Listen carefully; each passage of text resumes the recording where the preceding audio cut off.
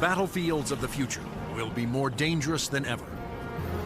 In the 21st century, there will be threats to our freedom and security like never before. But will we be ready? Battles will be fought on land and sea, but they will not be won without supremacy in the air. Enter the incredible world of 21st century combat.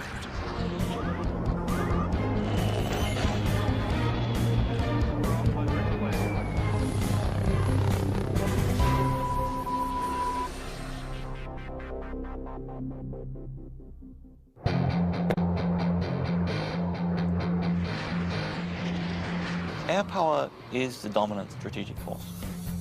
It's air power that lets you influence events and respond to events quickly.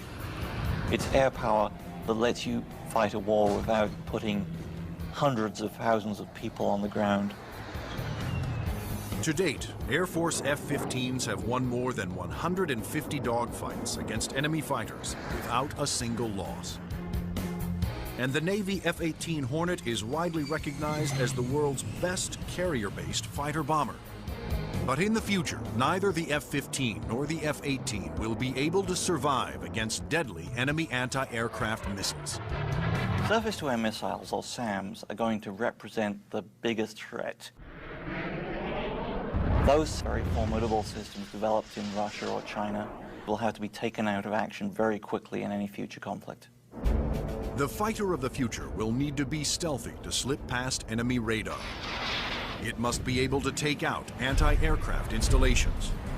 And it must out-dogfight any enemy fighters that get in the way.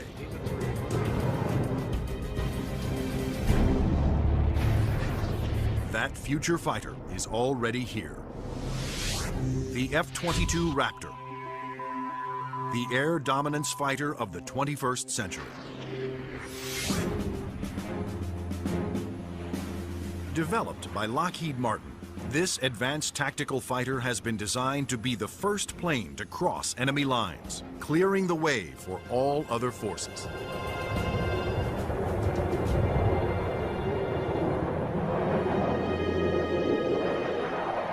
The F-22 is both an air-to-air fighter and an air-to-surface fighter, so it can drop precision weapons. That means it'll be able to go in early in a conflict, knock out all the air defenses that an enemy has, and also take out certain ground targets. And open the door for all the U.S. forces, whether they're ground vehicles or other aircraft, to come in and continue the fight. The development of the F-22 Raptor first began in 1985, when the Air Force requested proposals for an advanced tactical fighter jet to replace the F-15 air superiority fighter. Military planners feared that the F-15 would not be able to counter new air and ground threats on the horizon. The result was the creation of the F-22. The capability of the aircraft is a quantum leap above what exists right now, and it's going to take air power and revolutionize it into a whole new world. In the battles of the future, stealth will be critical for all new fighters to avoid being seen by enemy radar. Non-stealthy aircraft just will not survive in the air battles of tomorrow. Stealth technology was created to counter advances in radar. Radar works by sending out radio waves and measuring the amount reflected back to determine the distance, speed, and course of an object. But stealth aircraft are designed with surfaces that deflect radio waves away, making them nearly invisible to radar. The world's first stealth production aircraft was the F-117 Nighthawk. The reason that airplane is faceted is a limitation of the computer technology at the time. It's easier to model a finite number of flat surfaces than it is a bunch of curved surfaces. And while the aircraft was a breakthrough at the time, the facets limited the plane aerodynamically. But now, thanks to more powerful computers, engineers can design aircraft that do not have to sacrifice aerodynamics for stealth. The F/A-22's aerodynamic slickness allows it to have the lowest drag of almost any aircraft ever produced. The F-22's aerodynamic superiority, combined with its stealth and firepower, make it a far better adversary than any aircraft before it. The F-15, which the F-22 will replace, has been a very successful fighter, but it is not stealthy. The F-117, while stealthy, carries no air-to-air weapons and is not designed for air combat. It relies on stealth and mission planning to protect itself.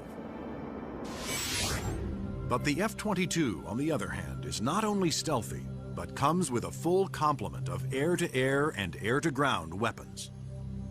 The primary armament is in weapons bays underneath the airplane, where we carry 6 medium-range radar-guided missiles. By carrying the weapons internally, it preserves the stealthy shape of the plane. For closer infighting, the F-22 has short-range missiles and guns. Behind these two doors right here is the side weapons bay. This is where we carry a heat-seeking missile.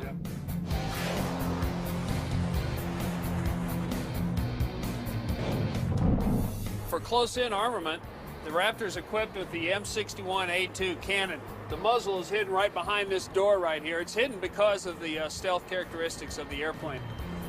Cannon carries 480 rounds and is capable of shooting 100 rounds a second. The F-22's advanced weapons systems will make it a formidable interceptor, as will its unique ability to find enemy aircraft without revealing its own position. When other planes use their radar, they become visible to every other radar system in the area. But that's not the case with the F-22. Perhaps the highest tech part of the airplane is the radome itself. Not only does the radome have to be stealthy, but it has to be able to transmit and receive its own radar signals. How the F-22 radar achieves that remarkable feat is classified.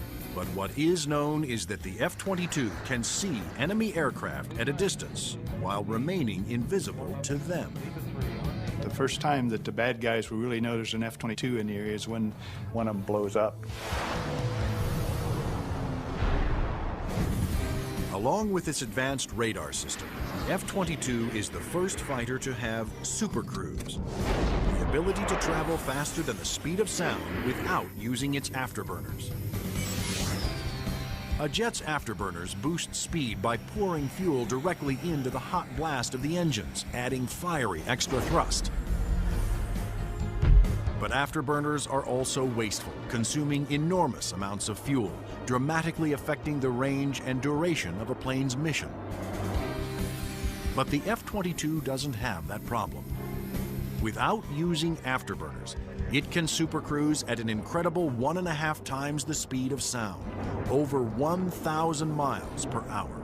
This is all about our pilots being able to go fast, minimize the amount of time they are exposed to any threat, do the mission that we've sent them to do, turn around and come home safely. The F-22 is presently the only fighter in the world with supercruise, but it wouldn't be possible without a very unique set of engines. The goals for Pratt & Whitney were to provide a transformational engine that the Air Force needed, one that was stealthy, maintainable, and fast. The F-119 PW100 was developed by Pratt & Whitney after years of research. It sets the new standard for jet engines. Along with its incredible supersonic ability, the F-119 incorporates thrust vectoring. Here we are at the rear end of an F-A-22 Raptor. First thing you'll notice are the nozzles for the F-119 engines. In flight, during a maneuvering dogfight, they actually move up and down and vector the thrust of the engine to provide maneuverability. It helps us turn inside any foe, maneuver at low or high speeds to outmaneuver another airplane or potentially an enemy weapon that's headed towards us. The F-22's stealth, supercruise, and vector thrusting are impressive breakthroughs, but its most outstanding feature may be its ability to nearly fly itself through advanced computerized controls. It relieves the pilot of all the duties, gives the pilot total freedom to just look out engaged in the combat scenario. In addition to monitoring its own performance, the F-22 constantly gathers data on other aircraft in the combat area and presents the most important information to the pilot. We're going to have information passed to us from either unmanned vehicles or from off-board sensors so that we can integrate data and use that information for targeting. And it's the way that we are driving our forces in warfare. We are much more integrated with both other services and with other platforms, and the F-22 fits right into that concept.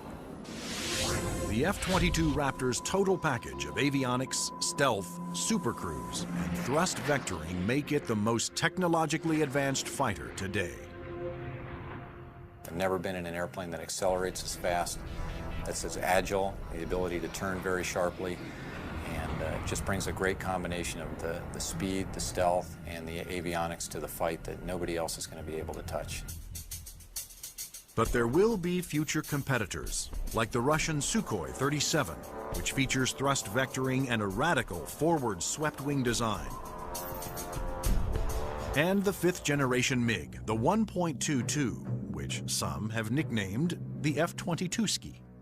The Russians are still very active aircraft developers. They've got a variety of technologies that they're continuing to improve upon and that can be made available to our future enemies. And so that's why we have to stay on top of the technology that we are developing and make sure that it is able to take out anything that other countries develop.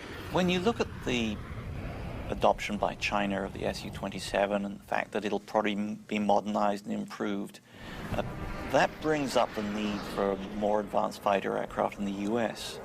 And that's one of the main reasons, I think, why the Air Force is so insistent on the need to have the F-22. In addition to Russia, other U.S. allies are producing advanced interceptors for export that are superior to the F-15, such as Sweden's JAS-39 Gripen and France's new Rafale. Germany, Italy, and the UK have joined forces to create a Eurofighter, the Typhoon. If these planes fall into unfriendly hands, the U.S. Air Force will need the F-22 to maintain their advantage. We're always going to go into war wanting to have that air dominance, and the F-22 is going to be the big boy on the block that can help us to do that. In future combat, the F-22 is to be joined by another stealthy aircraft, the F-35 Joint Strike Fighter, the ground attack bomber of the future. Designed for the U.S. Air Force, Navy, Marines, and Britain's Royal Navy, the question is, will it work for every user?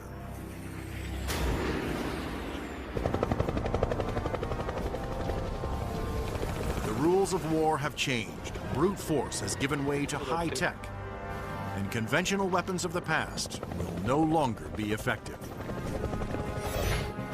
In future battles, the F-22 will be the first fighter to cross enemy lines, surgically removing air and ground targets. Next in, the F-35 Joint Strike Fighter, the attack bomber of the future. It will assume the air-to-ground attack role for the U.S. military. The F-35 can carry heavy weapons externally for maximum effect. But when a smaller payload is carried internally, it is nearly as stealthy as the vaunted F-117 Nighthawk. It has a significant amount of stealth capability to allow it to be used early on in a campaign, and it has a significant amount of weapons carrying and payload capability to be used at the later stages of campaign. The threat to the airplanes may not be as significant and require that stealth. The development of the F-35 was driven by the Armed Forces' desire to save costs by creating a ground attack bomber that would meet the needs of the Air Force, Navy, Marines, and Britain's Royal Navy. Airplanes are becoming very expensive these days, and we had to do something to get the cost of these airplanes back down to a reasonable level. The F-35 is expected to cost about $40 million, one-third the cost of an F-22 Raptor.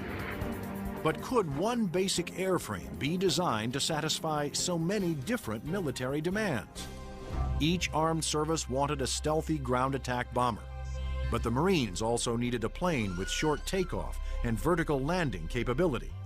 The U.S. Navy required a craft with larger wings, heavy-duty landing gear, and an arresting hook for carrier landings. And the wings would have to fold up to save deck space. The size and scope of the JSF program is pretty significant. The airplane is being designed to replace the F-16 and the A-10 for the Air Force, the AV-8B for the Marine Corps, and the FA-18 for the Navy. Unlike the twin-engine F-22 Raptor, the F-35 Joint Strike Fighter was designed around a single engine to keep down not only costs, but weight. A lighter plane can carry more weapons. For the Joint Strike Fighter, one of the keys of its mission is the ability to handle a large amount of ordnance and bring it to an enemy site. That all works better with a single engine.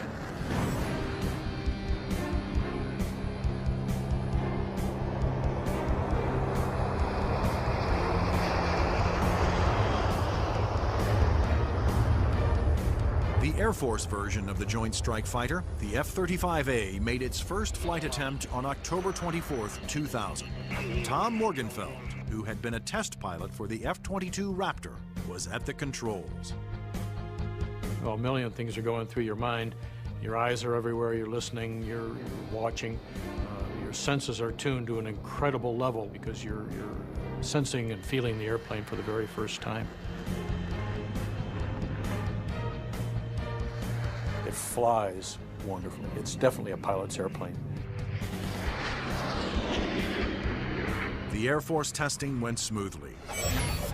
Next, a Navy version was built with heavy-duty landing gear and wider wings for the slow speeds needed to land on carriers.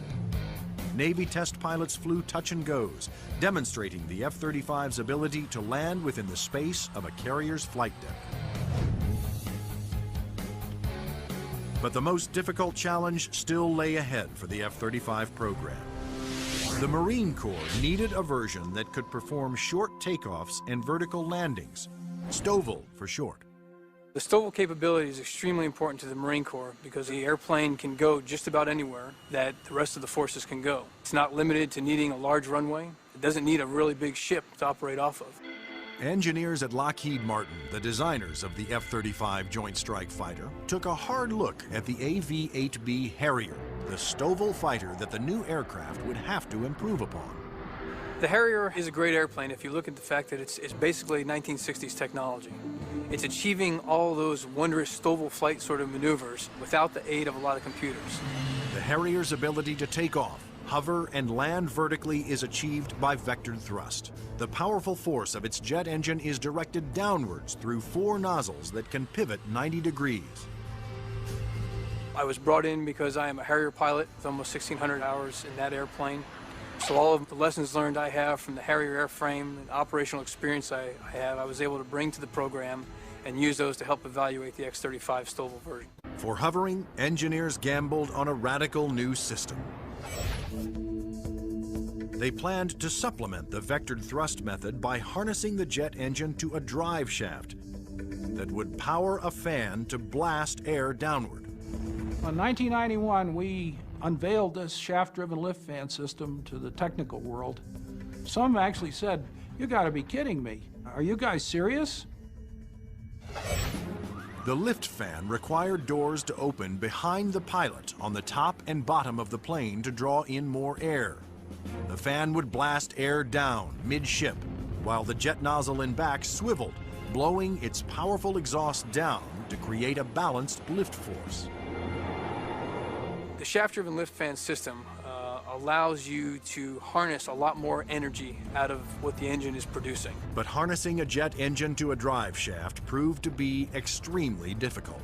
The mechanical energy we were dealing with in the shaft-driven lift fan system was very large. We had 28,000 horsepower being transmitted from the drive shaft from the main engine to the lift fan. And that's similar to the power going through a U.S. naval destroyer. The lift fan's ability to blend large amounts of cool air with the hot jet exhaust provided another important benefit. One of the things we learned in JSF was to combine the jet exhaust to get a lower combined temperature than the Harrier. This allowed us to avoid some of the problems with concrete where the concrete would actually burst and explode under the high temperature and high jet exhaust from the Harrier. At the Lockheed Martin test facility in Palmdale, California, the revolutionary lift fan system was put to the ultimate test, in the air. If the lift fan failed during hover, the plane would crash.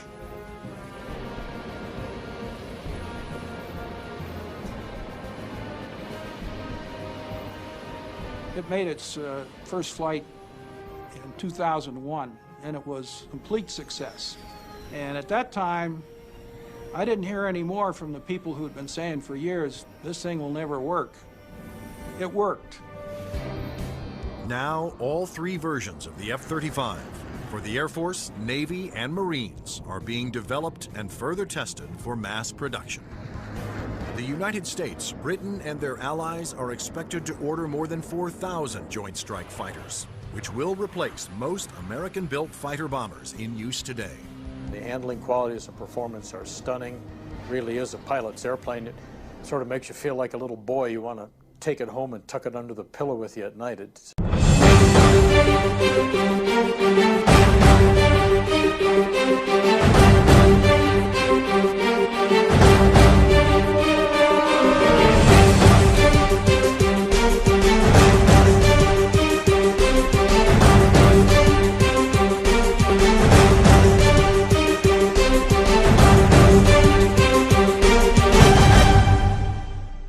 just a pilot's airplane. In future air conflicts, the F-22s will be used to establish air dominance. Then waves of stealthy F-35 Joint Strike Fighters will use their superior weapons-carrying abilities to attack other major ground targets. The Joint Strike Fighter is going to be the backbone airplane for hauling freight. It is going to be the muscle part of sustained forces.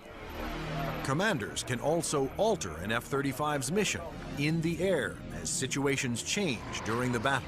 There are a variety of ways for the F-35 to bring in information from external platforms, other airplanes flying around the battlefield, satellite-based assets, ground-based assets. All that information can be presented to the pilot in the cockpit and allow him to be more of a tactician and manage the tactics of the game that day instead of worrying about the nuances of flying the airplane.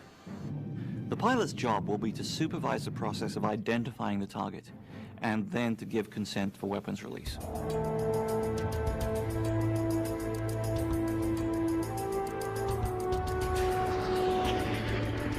The Joint Strike Fighter will be able to carry a wide range of weapons, to include the heavier weapons such as the 2,000-pound bunker busters and 2,000-pound blast weapons. The Joint Strike Fighter's 1-ton bunker busters and blast bombs will be guided to their targets with pinpoint precision by JDAM tail kits. The Joint Direct Attack Munition, or JDAM, is a kit that can be put on any bomb to give it the brains to know where to go, and the movable tail fins to guide it there. JDAM is a guidance kit that came after Desert Storm. This little round piece on the side there is an inertial navigation clock. Now this clock, instead of measuring seconds, measures feet. If you take the unit and you tell it where it is right now electronically, and then you move it back a foot or you move it up a foot, it measures every centimeter and every distance. The bomb knows the coordinates of where the airplane is, and it also knows the coordinates of where the target is. And when the weapon is released from the airplane, it simply flies from one set of coordinates to the other and does its thing when it gets there. Because a JDAM is directed by GPS, or global positioning satellites, it can hit targets regardless of visibility. The way we use it is by employing it against targets that we cannot normally see visually, whether it is due to weather, smoke, haze, or just some sort of other thing that's obscuring the target.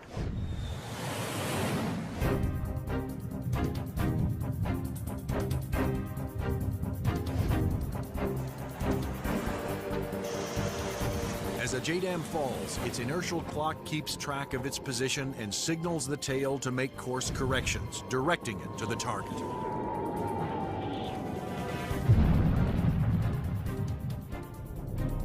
The accuracy of new weapons like JDAMs will reduce collateral damage. It also makes the F-35 an even more formidable weapon system. The new weapons such as JDAM really reduce the need for the number of sorties, and that reduces our risk because we're not exposed to enemy threats as often. The F-35's combination of advanced weapons, avionics, and stealth will help it ensure its success over the battlefields of the future.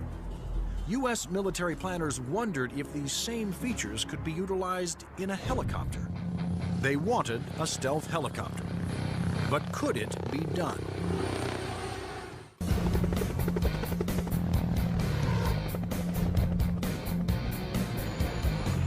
Over the last 50 years, helicopters have evolved from slow-moving multi-purpose support vehicles to fast-moving frontline attack ships. But in the high-tech wars of the future, speed alone is not enough.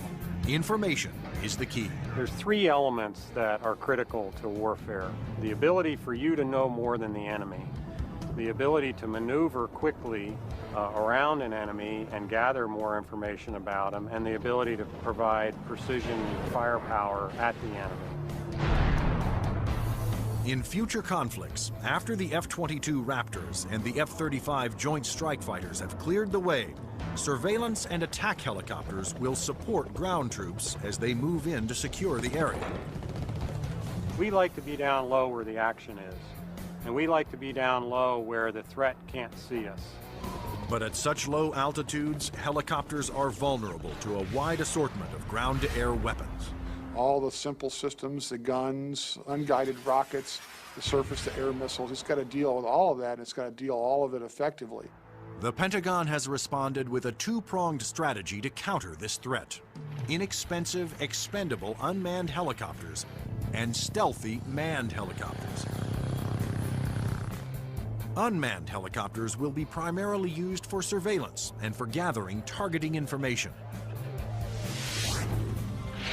Fire Scout, designed by Northrop Grumman, was specifically developed to take off and land on Navy ships. However, the key to creating a successful manned helicopter for future combat is to make it stealthy like the F-22. But the question is, can it be done? Achieving stealth in a helicopter is different from stealth in a fixed-wing aircraft. You're concerned about different signatures: radar reflectivity, infrared, noise, all things that will give away an aircraft's position. Those signatures, like heat, smoke, and sound, put helicopters and their pilots at serious risk over the battlefield. All the small shoulder-fired missiles, which are very effective against helicopters, are heat-seeking infrared systems. The challenge for engineers was to create a quiet helicopter with very few signatures and a small radar cross-section. And that's exactly what Sikorsky has done with the new RAH-66 Comanche. In the Comanche, with all the stealth capabilities, we can defeat the radar threat. We can defeat the guy with the shoulder-launched heat-seeking missile. And from the guy popping up in the tree, our agility defeats him. Our small size, our quiet acoustic signature defeats him. Often the first thing you hear from a helicopter is the sound of the wake from the main rotor hitting the wake from the tail rotor. In the Comanche, the fan tail is shrouded, so there is no interaction between the fan blade tips and the main rotor tips, and it's also canted slightly. And those all contribute to reducing the acoustic signature. Engineers also experimented with the main rotor to find a quieter design. If you look at a Comanche, it's got a 5-blade rotor, and what that does is it cuts down the normal chop, chop, chop sound from a helicopter into a more discreet whir that kind of blends into the background. Reducing the heat signature of a helicopter is also essential to making it more survivable. When you look at a Comanche, the first thing you ask yourself is, where's the exhaust? Where does all this hot air get out of the engine? The Comanche's exhaust actually escapes through the tail boom, where it is instantly dispersed by cool air from the rotor. That missile has to have something to home in on, and that's a heat signature. Comanche defeats that by the engine exhaust being mixed with ambient air and cooling it so that there's no longer a heat plume for that missile to home in on. To defeat radar, the Comanche utilized the stealth secrets first developed for the F-117 Nighthawk. There are no radar-reflecting right angles on its outer fuselage, and all weapons are carried internally to help keep its stealthy shape. What's interesting about the helicopter is some of the things that achieve stealth actually make the helicopter better. Things like the retractable landing gear and the retractable weapons bays, that also makes it sleeker and faster. So once you've bought into the stealth part of it, you get other superior attributes. The main role of the Comanche is to give commanders an overview of the battlefield by providing up-to-the-minute information. Comanche is going to be basically their flying cavalryman. It's going to dart in and out, slash and cut, be a reconnaissance vehicle. As Comanche's two pilots gather data, their computer shares that data with other Allied forces. When the Comanche finds the enemy, he's going to kind of direct like a quarterback to apply the firepower to defeat that enemy.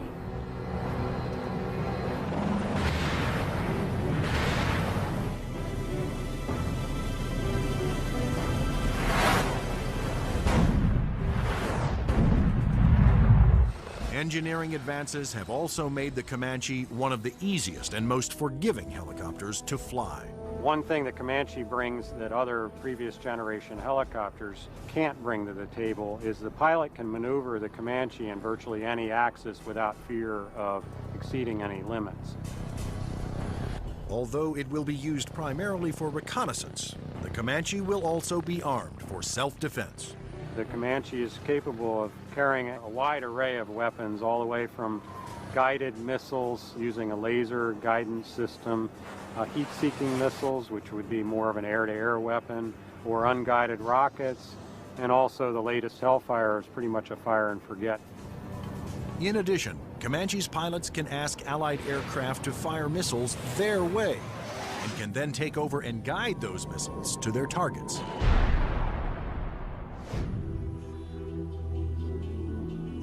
If the Comanche is hit, its computer system can often fix itself by reassigning vital functions to undamaged computer cards.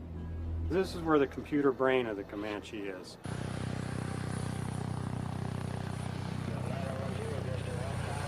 In support of its reconnaissance mission, Comanche can control as many as 5 unmanned aircraft. When the Comanche may be employed, it may have little vehicles that it launches out, so it has its own little eyes over the hill so it can see what's going on without putting itself at risk. In addition to launching its own unmanned air vehicles, Comanches may be aided on the battlefield by swarms of LOCAS, small intelligent missiles with their own computer brains.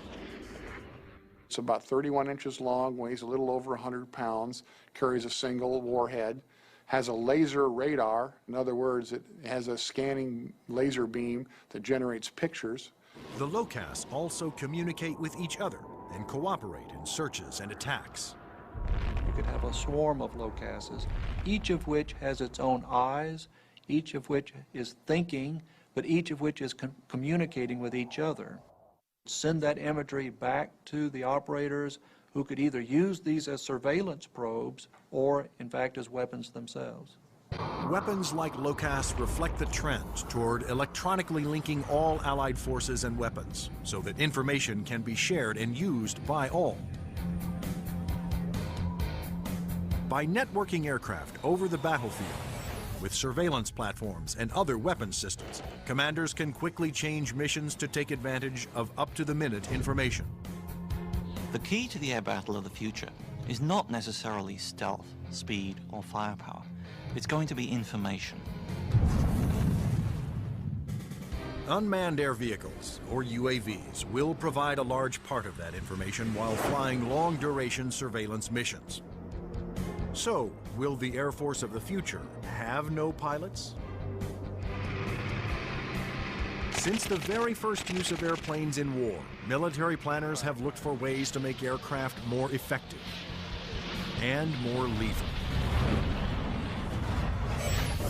Once so secret their very existence was denied by the government, unmanned air combat vehicles, or UCAVs, are now poised to take the preeminent role in 21st century air combat.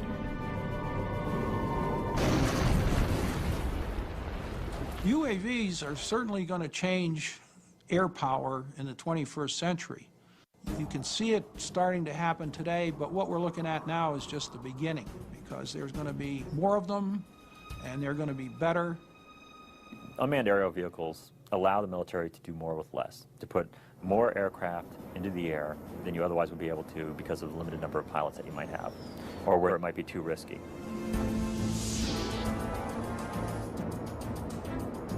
In the future, aircraft that have no pilots on board will carry out the most dangerous combat missions.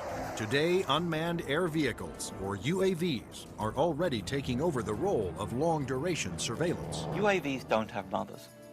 You lose a UAV in combat and nobody bats an eyelid.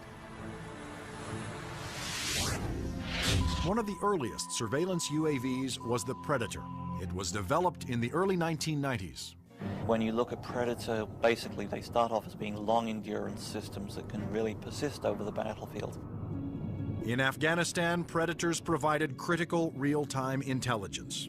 And it was there that a Predator made an amazing transformation from surveillance to armed aerial attack. Fired a Hellfire missile, an Al-Qaeda convoy, and destroyed one of the vehicles in there. And at that point, it crossed the line from an unmanned aerial vehicle into an unmanned combat aerial vehicle. Today, the new Predator B can carry up to 10 Hellfire missiles. Of course, its primary mission is still what the military refers to as ISR, or Information, Surveillance, and Reconnaissance. It's basically a poor man's satellite. I mean, you can bring it in and let it dwell in an area. UAVs transmit important visual information to battlefield commanders via satellite or other data links. Once targets had been located, identified, and cataloged, these could be disseminated to other weapons or weapon systems. Reconnaissance UAVs have multiple ways of conducting surveillance. On clear days, they use specially stabilized optical lenses that can zoom to high magnification. At night, they use infrared, and under adverse conditions, they use synthetic aperture radar to pierce the thickest clouds, sandstorms, or oil field smoke. When the radar is reflected back, it can also be used to create a 3D image of objects. If the enemy chooses to use countermeasures or decoys or deception techniques, having to beat 3 systems is a lot harder than 1. The success of the Predator paved the way for the development of an even more advanced high-altitude jet-powered UAV by Northrop Grumman. It's called the Global Hawk, but unlike the Predator, it was designed to take off, fly its pre-programmed mission, and land all on its own, thanks to the GPS, or Global Positioning Satellite System. The Global Hawk is basically a much larger version of the Predator. It has higher altitude capabilities, increased payload. It can carry a lot more sensors, a lot more communication devices, and it can loiter over a battlefield for up to 35 hours. The Global Hawk can stay aloft for a day or more, providing constant near real-time video surveillance over an area the size of Illinois. Predator and Global Hawk give us an up-close view, which is something you can't get from a national asset, which would be a satellite type of thing. Though still in development, the Global Hawk had a dramatic impact during Operation Iraqi Freedom. A single prototype provided information to Allied forces on 55% of all time-sensitive targets, including mobile Scud missile launchers.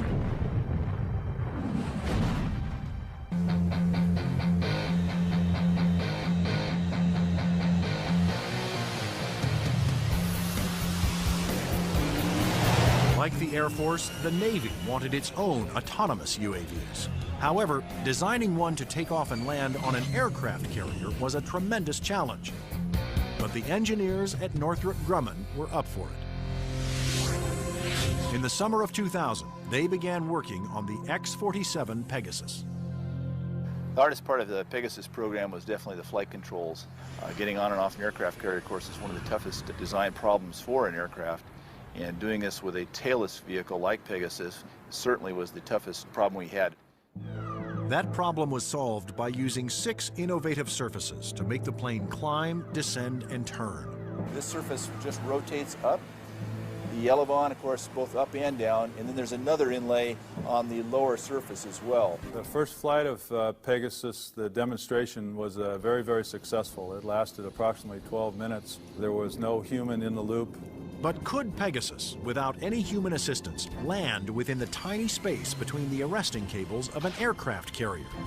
The engineers came up with an ingenious way to find out.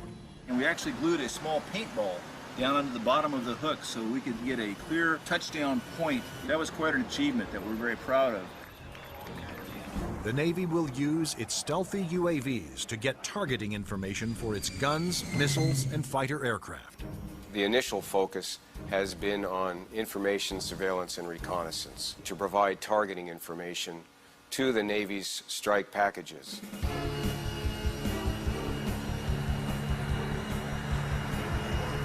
But many future UAVs, such as Boeing's X-45 unmanned bomber, will be heavily armed. Although flying pre-programmed missions, armed UAVs will still need human permission to fire.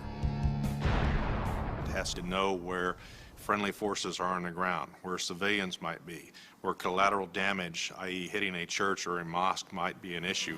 So there is an element that we always retain where a human in the loop is important. You can have a weapon that's doing its own surveillance and has its own ability to engage a target. And that gives you a level of dominance that we're just emerging on right now.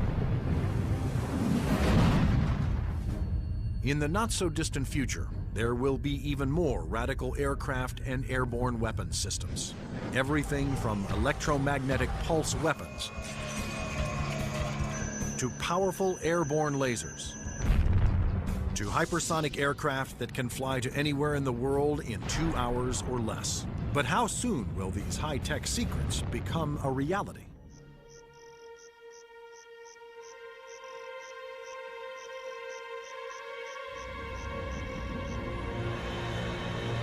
The enigmatic F-117 stealth jet flew in secret for 10 years before its existence was revealed to the public.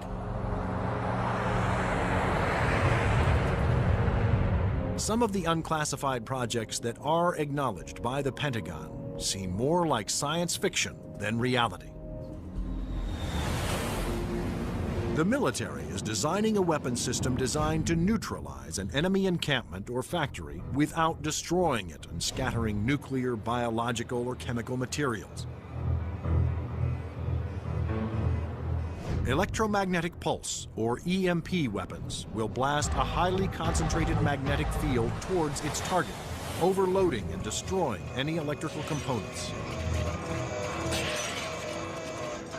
The small electromagnetic pulse weapons offer some pretty startling capabilities. You can essentially completely destroy an enemy's electronic infrastructure in a very precise way. You can fly over a small facility, only a couple of acres, fire it, and suddenly none of their computers work, none of their weapons work, none of their electronics at all will work. Researchers are also experimenting with an airborne chemical laser. An entire aircraft has been turned into a chemical energy plant that points that laser at a target and burns through missiles. This aircraft will fly at higher altitudes and will primarily be used for Scuds or for ballistic targets that would be fired from one country to another.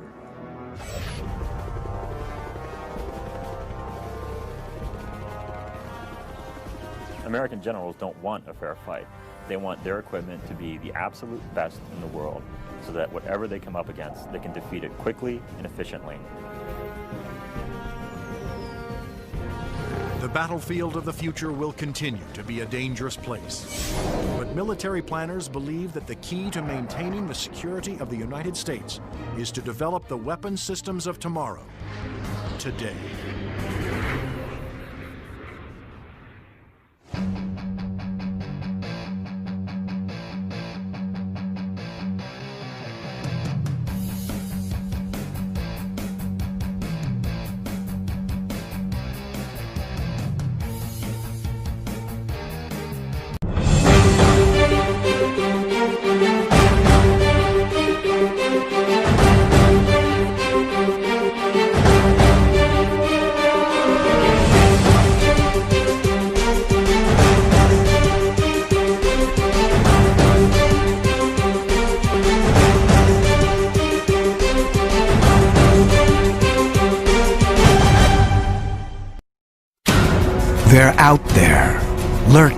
the vastness of space. Planets so weird, even science fiction could not foresee them. For the first time ever, scientists are discovering alien worlds beyond our solar system. Places where ice is hot and rain is made of iron. They are uncharted, unearthly, and unpredictable. And somewhere, hidden among these strange new worlds, scientists seek the greatest discoveries of all. Planets like ours, alien Earths. 35 seconds. Let's go. Storage tank press closed. March 6, 2009. 22 seconds. Later, GN2 pressure go. This Delta II rocket is going through its final pre-flight check.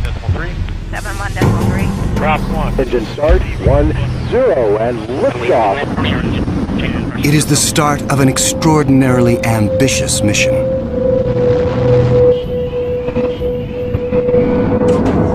The Kepler Space Observatory is hunting for planets like Earth within a region of 100,000 stars.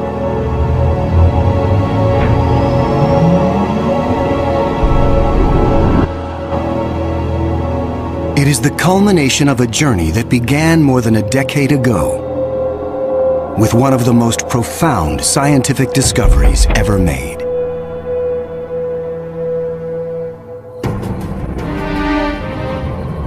(1995). Swiss astronomer Michel Mayor and his team make a routine observation of stars in the constellation Pegasus, located 50 light-years away. But the instruments show something strange. One star is violently lurching and wobbling. What we discovered, it's one of these stars have a velocity changing with time. What is powerful enough to disturb a star the size of our sun? Mayor offers a radical answer: a planet. But no one has ever seen a planet around another sun-like star. Problem in detecting planets around other stars is that as a planet orbits a nearby star, that planet gets lost because of its feeble light in the glare of the very bright star. In spite of the odds, Mayor relies on his data and is convinced the wobbles are caused by the gravitational pull of an orbiting planet. When I read this claim from Michel Mayor, I was very skeptical. There had been many false claims of the first planet ever discovered around another star, and I thought to myself, oh boy, here we go again.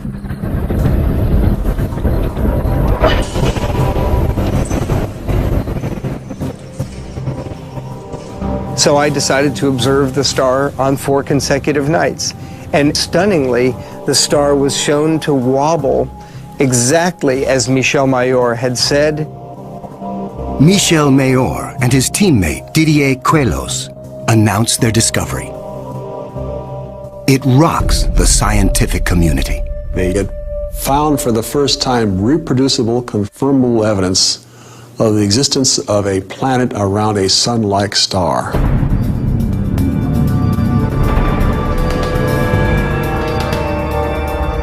Officially called 51 Pegasi b, the planet is nicknamed Bellerophon in honor of the Greek hero who tamed the winged horse Pegasus. It is a planet that breaks all the rules. Bellerophon roasts in the blazing starlight at temperatures of roughly 1,800 degrees Fahrenheit.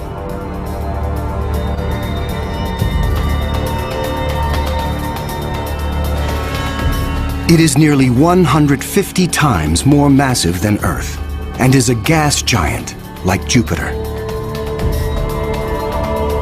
A gas giant is a planet made mostly of hydrogen and helium. Only the outer layers are gas, but inside, hydrogen and helium is compressed to huge, huge, huge pressures. It doesn't resemble a gas at all. Unlike anything found in our solar system, this is an entirely new class of planet, what scientists call a hot Jupiter. If you go to Hawaii and see the lava flow there, that's how hot a hot Jupiter is. It's very, very hot. The Earth is a comfortable 93 million miles away from the Sun. These hot Jupiters are roughly 100 times closer, and so the amount of sunlight that they get is 10,000 times larger. If this represents a star, and this a hot Jupiter is 3 to 4 stellar diameters away from the star. So that would be 1, 2, 3. This is how close a hot Jupiter would be to its star. Hot Jupiters are tidally locked. They present the same face to the star at all times, just like the moon does to Earth. It's going to be permanent daylight on one side and permanent nighttime on the back. If I were stuck on a hot Jupiter, I'd want to be on the back side and hope that some of the heat from the front side facing the star would make its way around the back.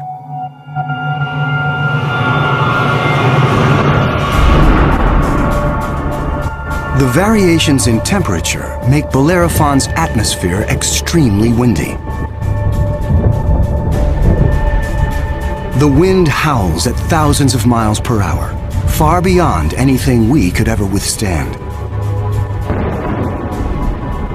The heat blast guarantees water vapor cannot exist. But that doesn't mean there is no rain. It's far too hot for water liquid clouds to form here. But instead, these clouds would be made out of iron. Iron vapor can exist at temperatures much higher than water. And because of that, things could get a little messy.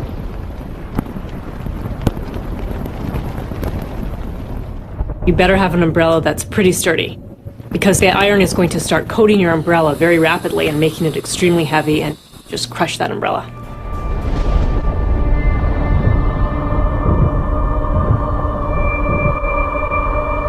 The sky overhead is filled with dancing curtains of color. Charged particles from the nearby star make auroras far more extreme than the northern lights on Earth.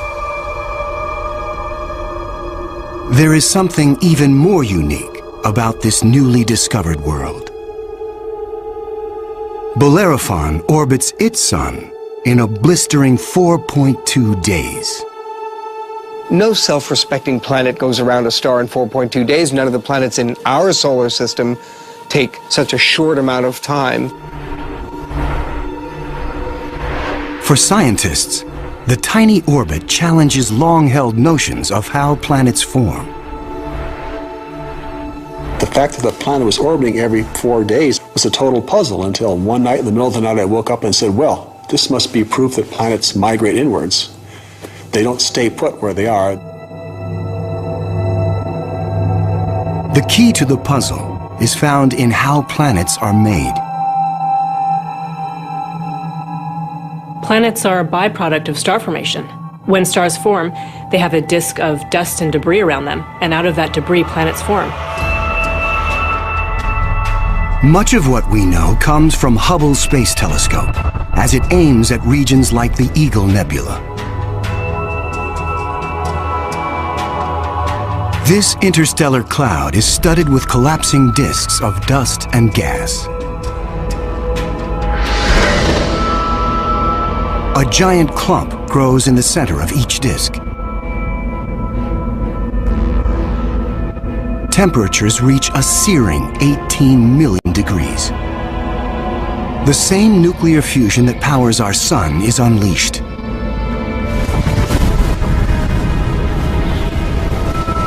The star is born. Radiation from the star generates a stellar wind that sweeps away leftover dust and debris.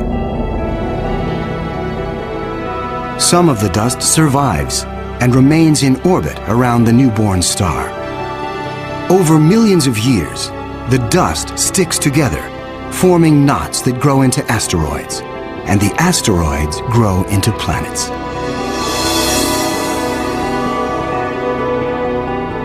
These planets migrate through the disk until they find a stable orbit.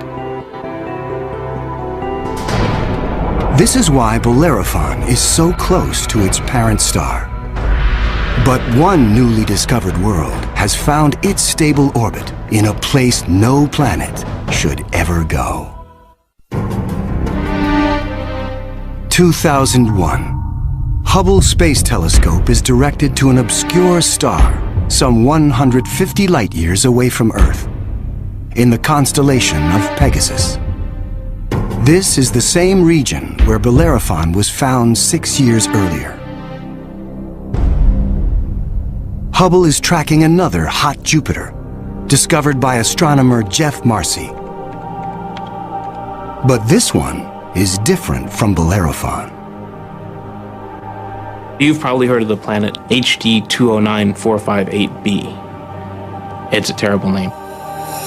A terrible name for a terrible place. HD 209458b has been dubbed by some as Osiris, after the Egyptian god of the dead. Osiris is over 200 times more massive than Earth. It has migrated perilously close to its sun, at a mere 4 million miles from the blazing solar surface. Osiris broils in a planetary hell. The average daily temperature on Osiris is over 2,000 degrees. Forget global warming. This is global frying, and it causes Osiris to lose an estimated 550,000 tons of air every second. There's a leak of gas, a steady stream of hydrogen and helium, and that's making a big, huge cloud all around the planet. Its atmosphere is bleeding into space. Scientists speculate that a colossal trail of gas spirals behind the planet for thousands of miles. Osiris presents an unprecedented opportunity for astronomers. Using Hubble, they analyze the alien planet's bloated atmosphere. This is the absolutely first time where we could tell what is the composition of the atmosphere of an extrasolar planet.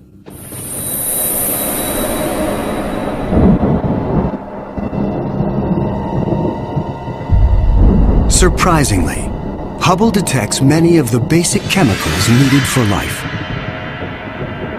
Sodium, carbon, hydrogen, and oxygen.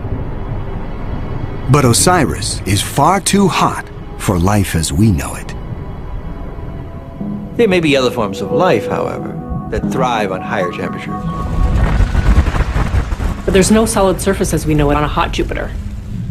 So this life would have to be just tiny little microbes floating around on aerosols. And on our own Earth, we have life that floats around in our atmosphere. But that life didn't start there. So life almost certainly would not exist on hot Jupiters. Astronomers have discovered many hot Jupiters since Bellerophon was found in 1995. But conditions on these worlds rule them out as places where the drama of life can unfold.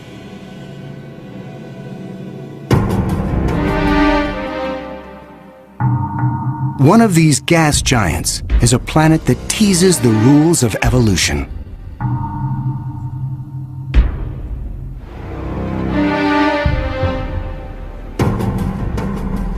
Astronomer Jeff Marcy discovers something shocking about a planet orbiting a star called 16 Cygnus b, located some 70 light-years away in the constellation of Cygnus, the Swan. The planet was clearly in an elongated orbit, bringing the planet close to and then far from the host star.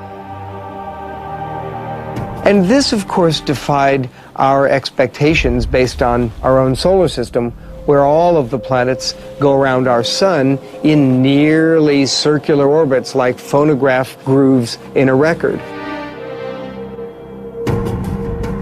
Like a giant yo-yo in space, the gas giant swings back and forth across its solar system, That is like the Earth swooping 25 million miles closer to the Sun, then slinging past Mars, all the way out towards Jupiter every year.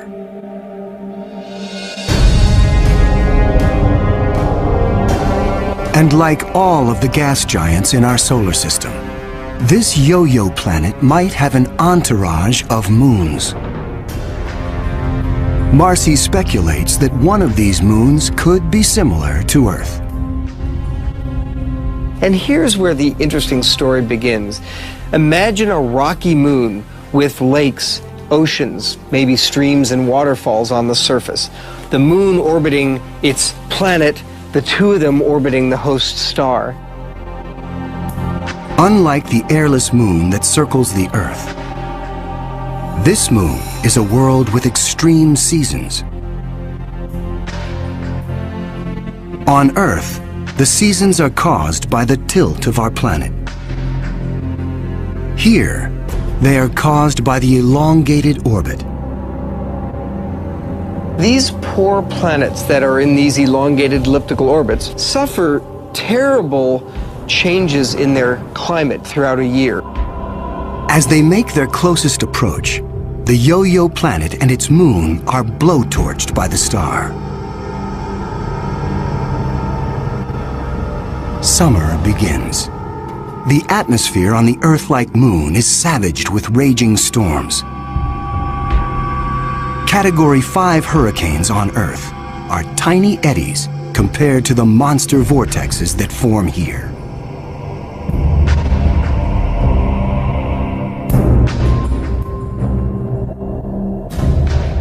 The clouds thicken as the water evaporates. Temperatures rise dramatically. Any water or gases would heat up, and indeed the oceans would boil into steam, so you'd end up with a big steam bath. During the peak of the summer, the entire moon is smothered in 800-degree temperatures.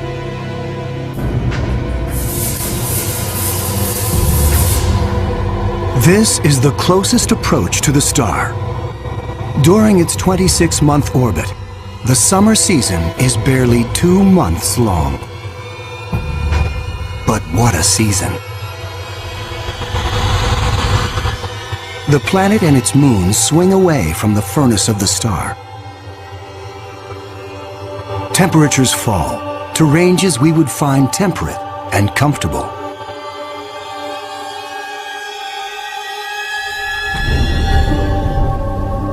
With the coming of fall, the rains return to the parched and roasted moon.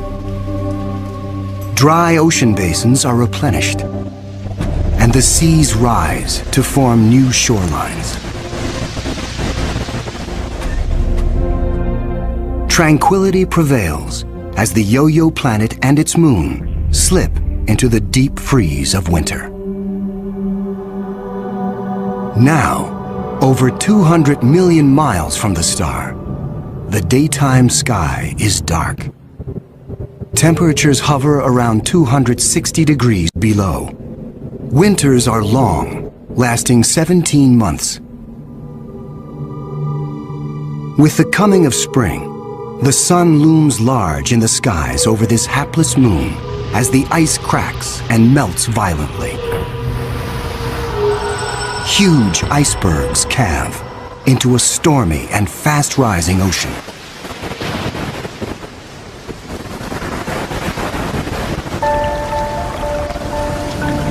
For 2 preciously short periods, during the spring thaw and the autumn rains, the climate on this Earth-like moon is balmy and comfortable.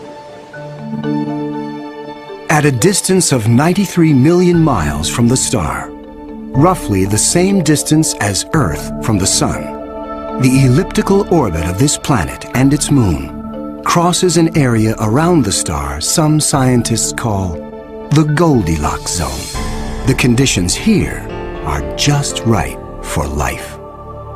If you're too close to the star, then it's too hot. If you're too far away, then it's going to be too cold and everything's going to be icy. But then if you're right in the middle, it's just right. Every star has a Goldilocks zone. Where that zone is depends on the size and temperature of the star. In our solar system, Venus marks the inner boundary and Mars the outer boundary. Earth and its abundance of life is right in the middle. The Yo-Yo planet passes through the Goldilocks zone twice a year. For 3.5 months during the spring as it races inbound, and again in the fall for 3.5 months as it hurtles back into the colder reaches of space. Could life survive the conditions outside the Goldilocks zone? There could be life forms that are smart enough to hibernate, as do animals on the Earth during the winter season. If this sounds fantastic, I offer you the tidal zones on the Earth. On the tidal zones, life proliferates, of course, near the seashore, and they do so despite tides. The water coming in, covering many of the life forms, the water going out at low tide, and yet those species survive perfectly well. The strange cycle of the Yo-Yo planet's orbit creates fleeting conditions suitable for life, but also for death. Some alien planets are even more bizarre. Imagine a world that has no star to orbit. Scientists speculate that our galaxy is teeming with rogue planets, adrift in the murky lanes of interstellar space. These are orphaned worlds, planets that are booted from their solar systems by the chaos of planetary migration. Astronomers call such worlds planemos. Planemos are planets without a star. They're just drifting through the galaxy indefinitely. What massive force would it take to kick a planet out of the solar system? When a young star forms with a contingent of planets around it, many of those planets gravitationally interact with each other. They yank on each other, slingshot each other, so that one of them is ejected from the planetary system, voted off the island, if you will. If you were, unfortunately, a resident on a planet that was kicked out by a collision or a near collision with another large object, you'd probably rapidly move out of the habitable zone.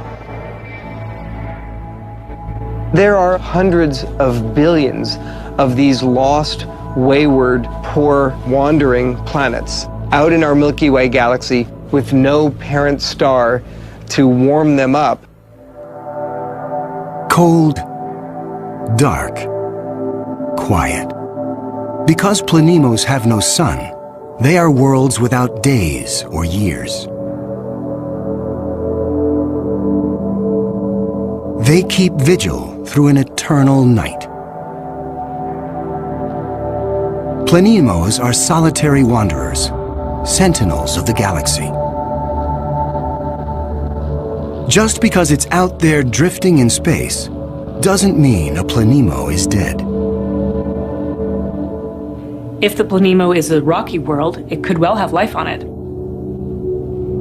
A small rocky planemo without an atmosphere will slumber in extreme cold, far colder than the coldest winter day on our own South Pole. But a planemo large enough to retain an atmosphere traps the heat generated when the planet was first formed. It is the ultimate greenhouse effect.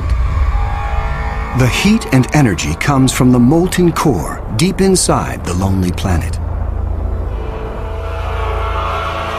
If the planemo is a gas giant like Jupiter, it may have a system of moons.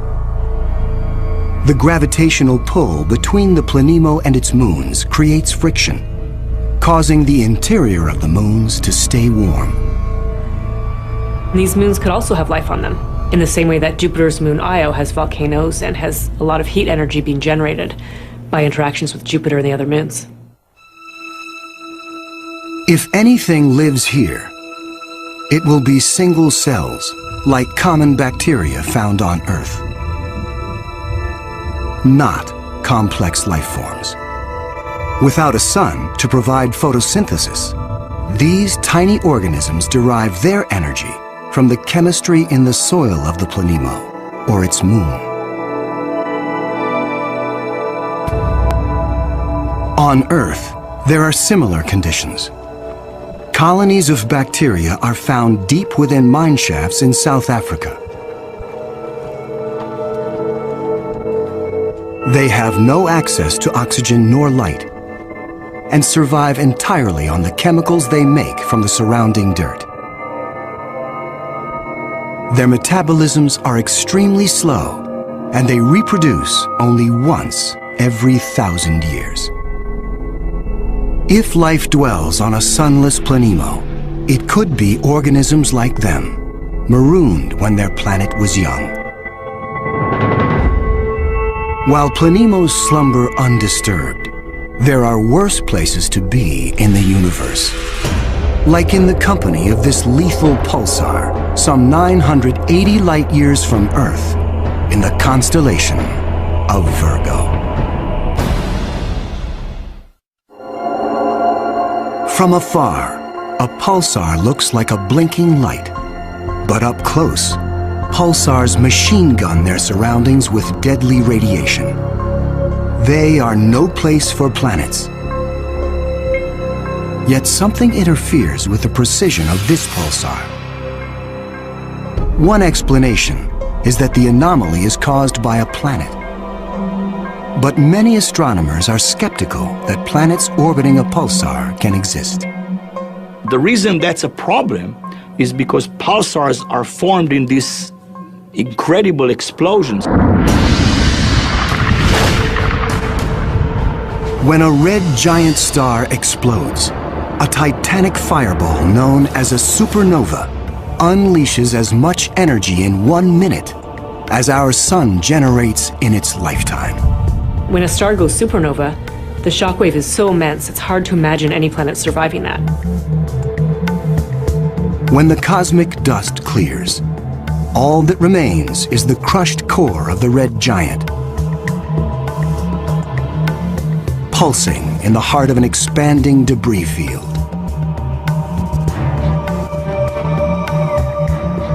Matter blasted from the colossal explosion falls back to the pulsar and forms a disk.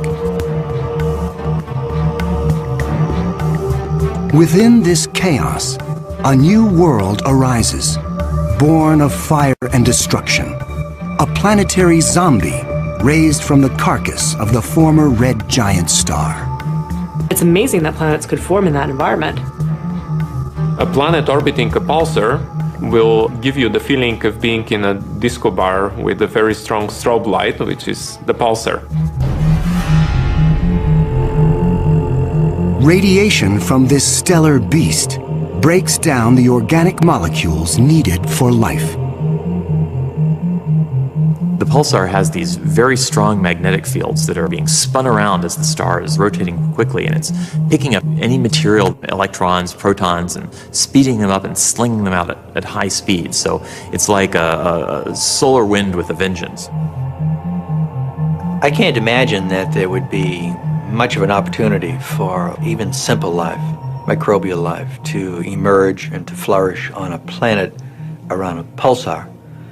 Largely because if you were in the pulse, you'd be severely energized, and if you were not in the pulse, you would be completely devoid of energy. The discovery of pulsar planets shows how new worlds can form in the wake of a star's destruction. No matter where a planet arises, the process of its birth is fraught with danger. Sometimes, the violence is so great, the end of the world comes before the beginning. 2007. Astronomers using the giant Gemini North telescope make a strange discovery in the Pleiades cluster some 400 light-years from Earth. A star known only by its catalog number, HD 23514, is surrounded by a giant donut-shaped cloud of dust and gas. The star in the middle of the donut shape is about 100 million years old. A cosmic toddler in astronomical terms. Our Sun is 45 times older. The conditions are perfect for planets to form. But spectral analysis finds something strange. The dust is utterly pulverized. Typically, a newborn star is surrounded by fledgling planets. Planets form around the young star in a protoplanetary disk of gas and dust. And then these planets go on their merry way orbiting the star, not realizing that they're in an orbit that's too close to another planet. Millions of years ago, two primordial planets orbiting HD 23514 are spinning toward doom. As the two worlds close in, tidal forces torque each planet from spheres to egg shapes.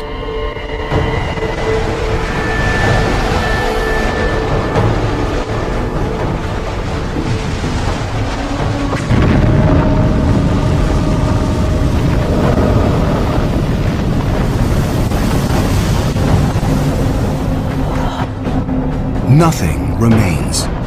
The two worlds are annihilated, creating the dust and debris seen around star HD 23514. 4 billion years ago, a similar apocalypse came to Earth. A Mars-sized planet forms in roughly the same orbit as the newborn Earth. Like the planets at HD 23514, Earth and this Mars-sized body are barreling toward each other. If you happen to be unlucky enough to be standing on a growing planet when it was in the process of still becoming the Earth, you might wake up one morning and notice that the sky was getting darker and darker as a Mars-sized body was coming at you within a period of less than an hour.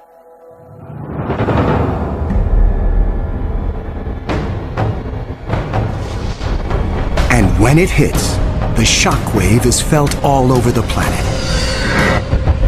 scouring the surface of the Earth. The collision obliterates one side of the planet. Molten rock sprays out into space. The entire globe is peppered by meteors and noxious vapor. It would actually make hell look like a Bahamas vacation.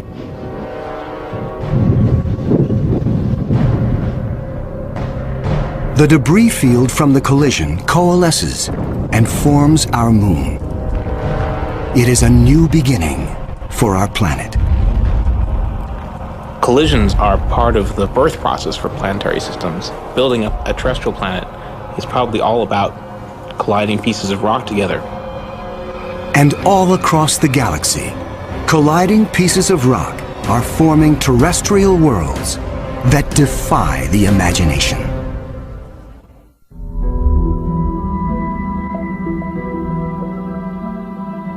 There is a new planet out there, a planet we were not aware of existing before. It is not just one planet. It is a new type of planet. Earth on steroids. I like to call them super Earths. They're just like the Earth, except bigger, up to about 10 times the mass of the Earth. One family that the super Earths resemble just like our own Earth. Continents, oceans, some of them may be very dry, like Mars. And then another family that we call water worlds or ocean planets that are completely covered with water. Welcome to Gliese 581c.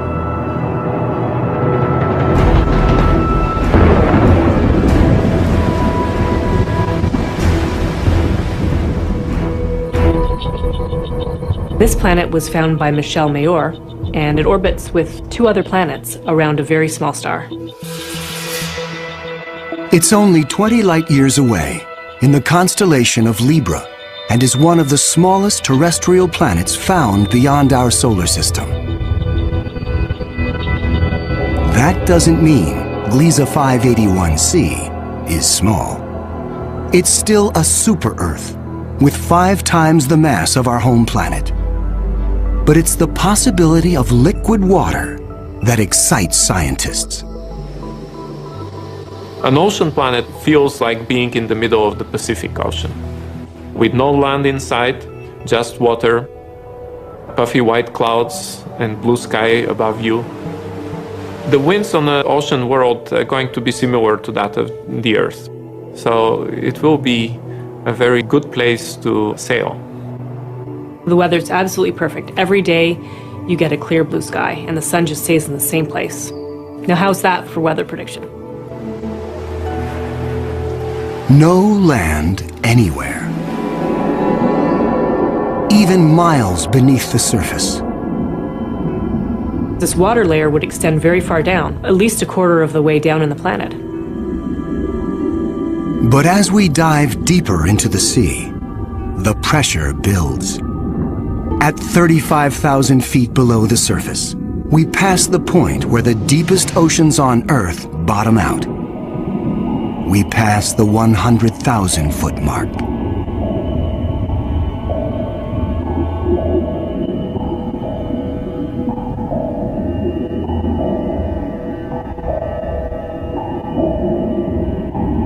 The pressure is so great, water itself begins to take on surprising new forms.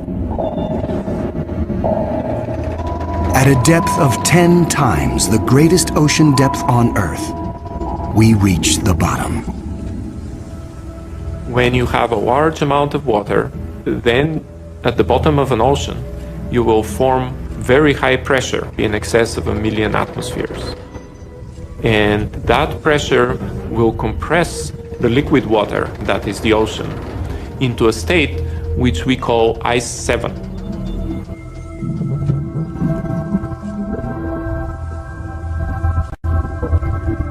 No, it's not like ice in your refrigerator.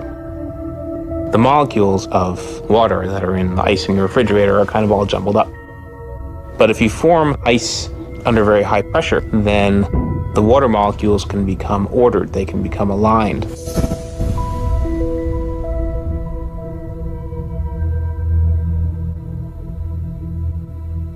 I can show you a crystal that is a very good analog to ice 7. This is halite, also known commonly as rock salt. Ice 7 may exist within our own solar system. Europa, a moon of Jupiter, could possibly have a mantle of liquid water surrounded by a thick, icy crust. The pressure from the crust is so great that Ice 7 might exist deep within these uncharted seas. If we scale up and thaw out Europa, it could be a water world similar to Gliese 581c. One could imagine that life could emerge on a water world. After all, water is essential to life on Earth. Everywhere on Earth where there is water, there is life. You cannot find a sterile drop of water on Earth unless you put it in the microwave yourself.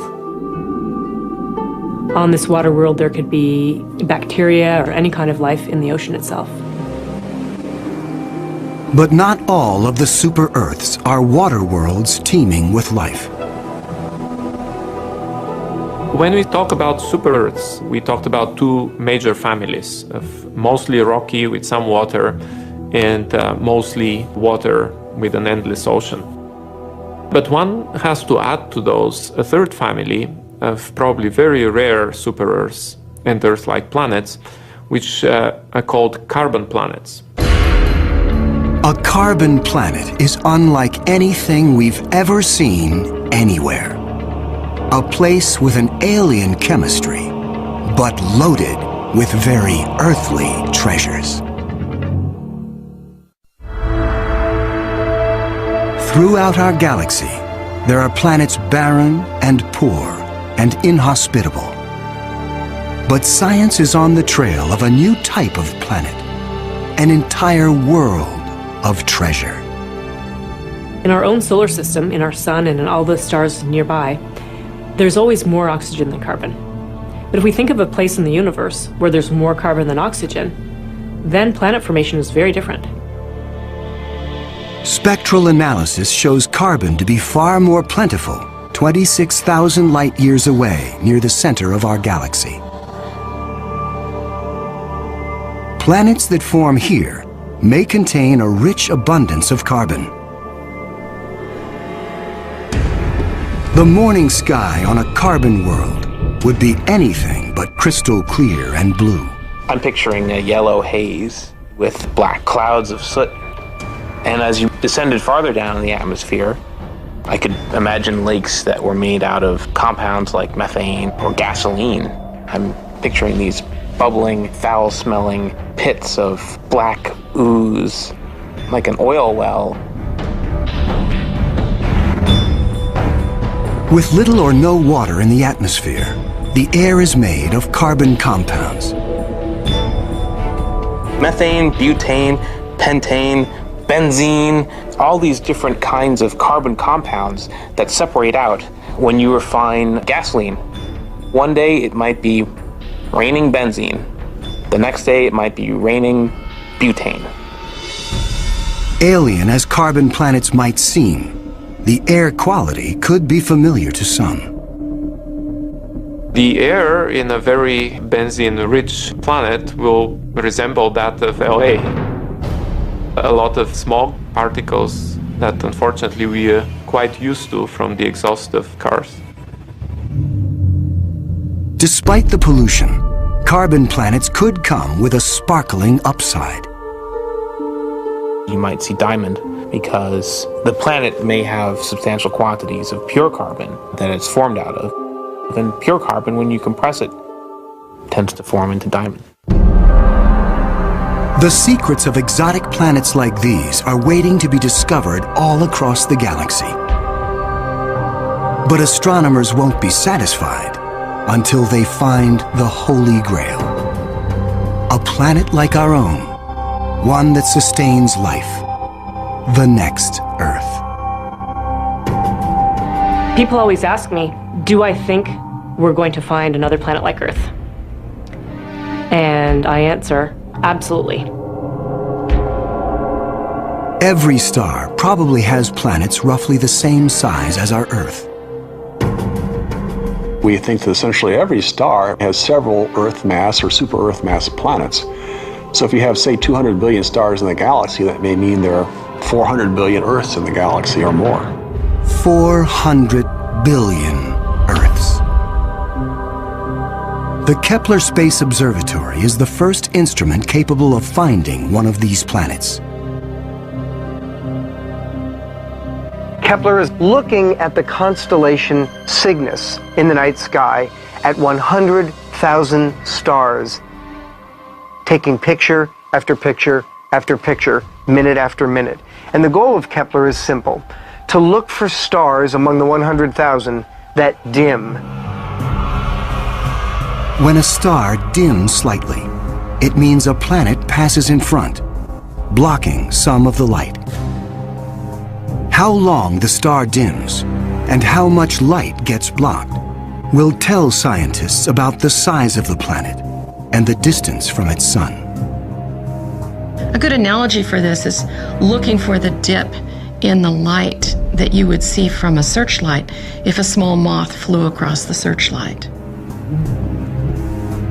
And so it's a really tiny dip in the light as the planet transits. It is a very powerful technique because it allows you to discover planets that are even smaller than the size of the Earth around stars similar to the Sun. It is a technique that is changing the course of science. We think we may be able to find a planet that is habitable in the next few years. Scientists estimate the Kepler mission will find a minimum of 50 alien Earths. One of the big questions that anybody looking for life beyond the Earth is facing today is, what if we don't recognize life even though we discover it? Conditions on an alien Earth may cause life to evolve differently. My hope is that we'll see some sign that will make our hairs stand up on the back of our necks. Whatever that sign is, it will be the first chapter on the greatest scientific story ever told.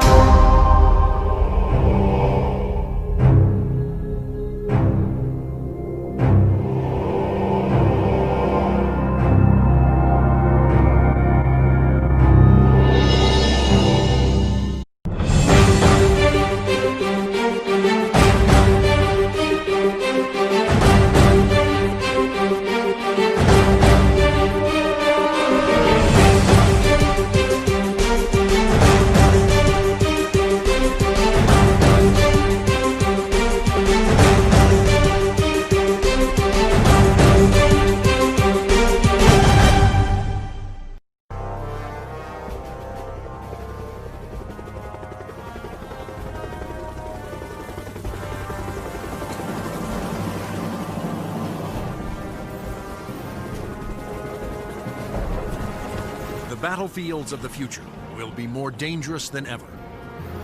In the 21st century, there will be threats to our freedom and security like never before. But will we be ready? Battles will be fought on land and sea, but they will not be won without supremacy in the air. Enter the incredible world of 21st century combat.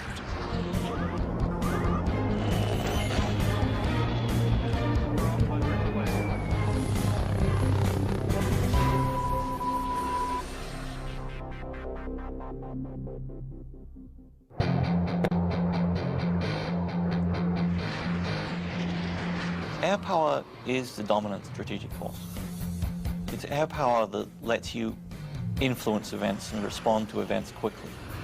It's air power that lets you fight a war without putting hundreds of thousands of people on the ground. To date, Air Force F-15s have won more than 150 dogfights against enemy fighters without a single loss. And the Navy F-18 Hornet is widely recognized as the world's best carrier-based fighter bomber. But in the future, neither the F-15 nor the F-18 will be able to survive against deadly enemy anti-aircraft missiles. Surface-to-air missiles, or SAMs, are going to represent the biggest threat. Those very formidable systems developed in Russia or China will have to be taken out of action very quickly in any future conflict. The fighter of the future will need to be stealthy to slip past enemy radar. It must be able to take out anti-aircraft installations. And it must out-dogfight any enemy fighters that get in the way.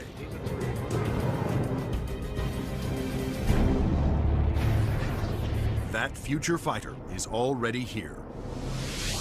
The F-22 Raptor. The air dominance fighter of the 21st century. 1.5 times the speed of sound, over 1,000 miles per hour. This is all about our pilots being able to go fast, minimize the amount of time they are exposed to any threat, do the mission that we've sent them to do, turn around and come home safely. The F-22 is presently the only fighter in the world with supercruise, but it wouldn't be possible without a very unique set of engines. The goals for Pratt & Whitney were to provide a transformational engine that the Air Force needed, one that was stealthy, maintainable, and fast. The F-119 PW-100 was developed by Pratt & Whitney after years of research. It sets the new standard for jet engines. Along with its incredible supersonic ability, the F-119 incorporates thrust vectoring.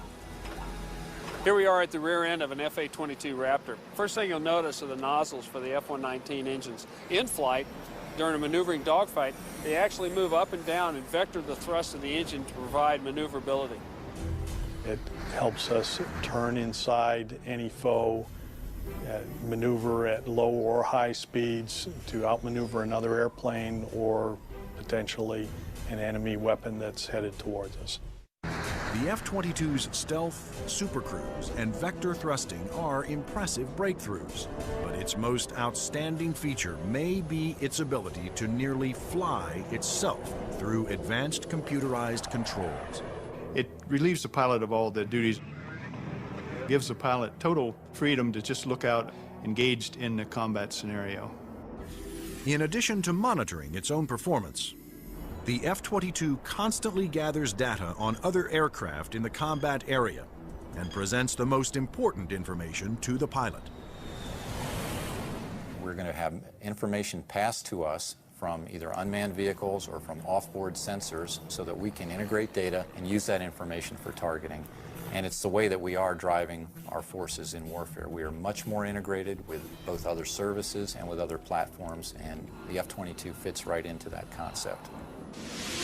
The F-22 Raptor's total package of avionics, stealth, supercruise, and thrust vectoring make it the most technologically advanced fighter today.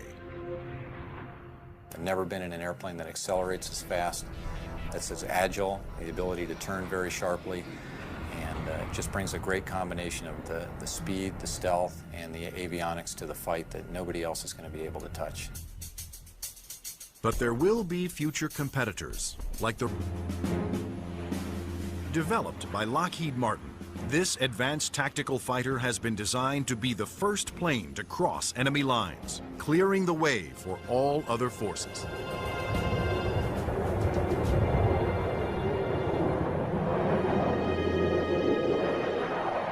The F-22 is both an air-to-air fighter and an air-to-surface fighter, so it can drop precision weapons. That means it'll be able to go in early in a conflict, knock out all the air defenses that an enemy has, and also take out certain ground targets. And open the door for all the U.S. forces, whether they're ground vehicles or other aircraft, to come in and continue the fight.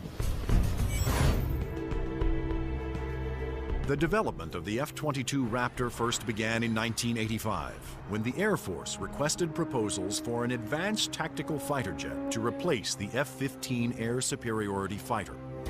Military planners feared that the F-15 would not be able to counter new air and ground threats on the horizon. The result was the creation of the F-22.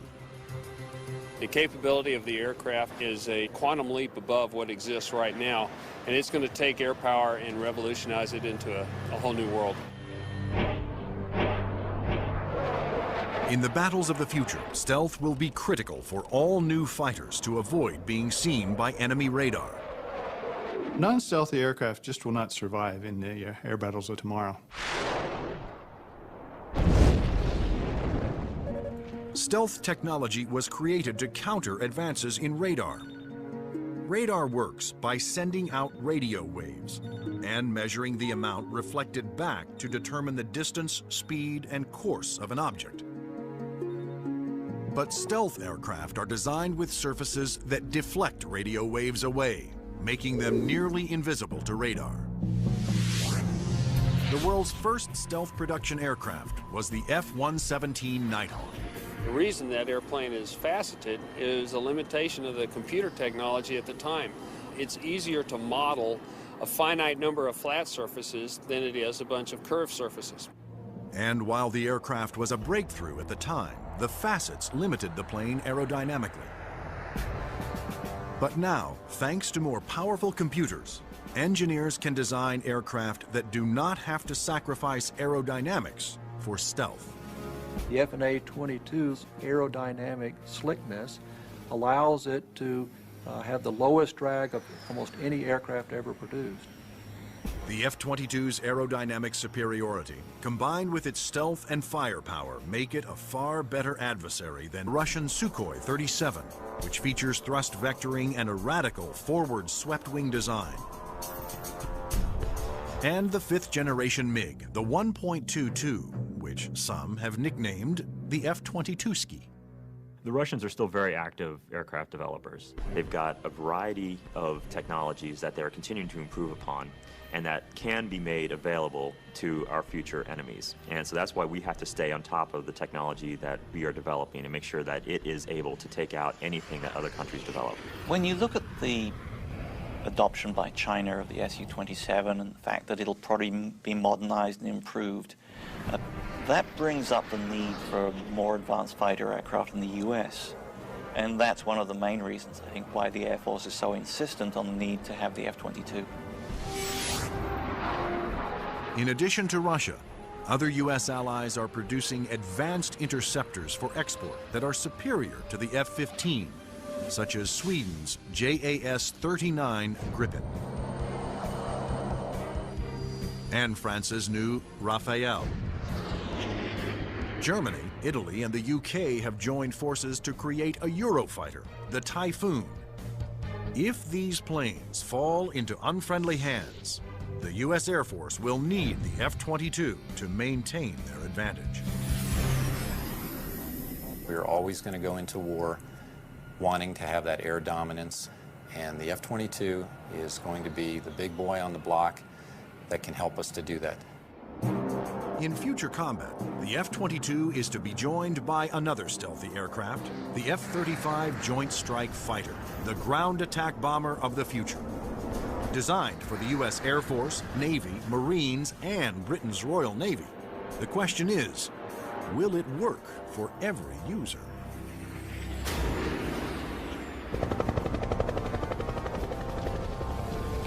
The rules of war have changed. Brute force has given way to high tech, and conventional weapons of the past will no longer be effective. In future battles, the F-22 will be the first fighter to cross enemy lines, surgically removing air and ground targets. Next in, the F-35 Joint Strike Fighter, the attack bomber of the future. It will assume the air-to-ground attack role for the U.S. military. The F-35 can carry heavy weapons externally for maximum effect. But when a smaller payload is carried internally, it is nearly as stealthy as the vaunted F-117 Nighthawk. It has a significant amount of stealth capability to allow it to be used any aircraft before it. The F-15, which the F-22 will replace, has been a very successful fighter, but it is not stealthy. The F-117, while stealthy, carries no air-to-air weapons and is not designed for air combat. It relies on stealth and mission planning to protect itself. But the F-22, on the other hand, is not only stealthy, but comes with a full complement of air-to-air and air-to-ground weapons. The primary armament is in weapons bays underneath the airplane, where we carry 6 medium-range radar-guided missiles. By carrying the weapons internally, it preserves the stealthy shape of the plane. For closer infighting, the F-22 has short-range missiles and guns. Behind these two doors right here is the side weapons bay. This is where we carry a heat-seeking missile.